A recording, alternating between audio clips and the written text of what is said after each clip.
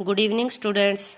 कल हमने मुख्य कार्यपालिका के बारे में पढ़ा था, जिसमें बताया गया था कि राष्ट्रपति कार्यपालिका का अध्यक्ष होता है और कार्यपालिका की शक्ति का प्रयोग प्रधानमंत्री करता है।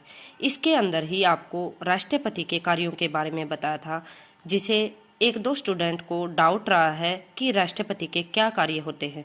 मैं आज आपको राष्ट्रपति की कार्यप्रणाली, उसकी रचना, उसकी योग्यताएं, उसको पद से हटाए जाने की प्रक्रिया, इन सब के बारे में बताऊंगी, जिससे आपको आसानी से समझ में आ जाएगा। आज हम संसद में राष्ट्रपति की भूमिका के बारे में पढ़ेंगे कि संसद में राष्ट्रपति का क्या रोल होता है। अब हम स्टार्ट करते हैं इंट्रोडक्शन से, यानी कि परिचय से। भारत में संसदात्मक प्रणाली है। जैसा कि हमें पता है कि भारत में संसदात्मक प्रणाली को अपनाया गया है और संसदात्मक प्रणाली होने के कारण राष्ट्रपति कार्यपालिका का नाम मात्र का प्रधान है। यानी कि संसदात्मक व्यवस्था होने के साथ साथ राष्ट्रपति कार्यपालिका का नाम मात्र का प्रधान है और वास्तविक कार्यपालिका के स्थान पर मंत्रिमंडल का नाम आता है। यानी कि वास्तविक कार्यपालिका के स्थान पर मंत्रिमंडल का नाम आता है, क्योंकि मंत्रिमंडल की नियुक्ति प्रधानमंत्री करता है और राष्ट्रपति की सलाह से। इसलिए कार्यपालिका की शक्ति का प्रयोग प्रधानमंत्री करता है और राष्ट्रपति कार्यपालिका का अध्यक्ष माना जाता है। भारतीय कार्यपालिका में राष्ट्रपति का स्थान शीर्ष पर है, यानी कि सबसे उच्च स्थान कार्यपालिका के अंदर राष्ट्रपति का है। संसदीय प्रणाली ब्रिटेन से ली गई है। जो अपनी संसदात्मक व्यवस्था है, भारत की संसदात्मक व्यवस्था ब्रिटेन से ली गई है, जो संसदीय प्रणाली की जननी मानी जाती है। यानी कि ब्रिटेन को संसदीय प्रणाली की जननी माना जाता है, क्योंकि भारत की जो संसदीय प्रणाली है वो ब्रिटेन से ली है।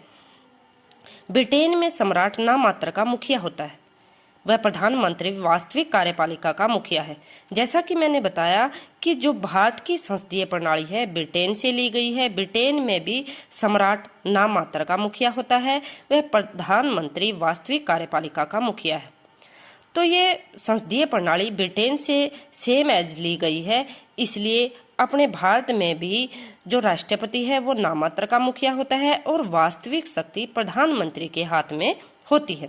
राष्ट्रपति एक चुना हुआ नाम मात्र का संवैधानिक मुखिया होता है, यानी एक नाम मात्र का मुखिया राष्ट्रपति को माना जाता है। वर्तमान में भारत के राष्ट्रपति श्री रामनाथ कोविंद जी हैं। वर्तमान में भारत के राष्ट्रपति कौन है? श्री रामनाथ कोविंद जी। ये भारत के राष्ट्रपति नई दिल्ली स्थित रायसीना भवन में रहते हैं।